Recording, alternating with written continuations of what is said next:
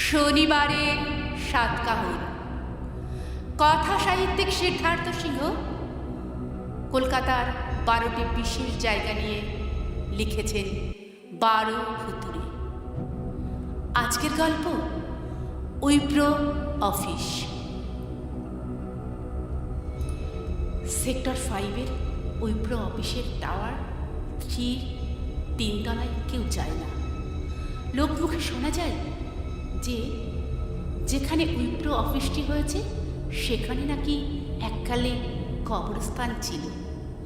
বহু অর্থনৈতিক কার্যকলাপ এমনকি খুন জখমও হয়েছে সেই কবরস্থানে।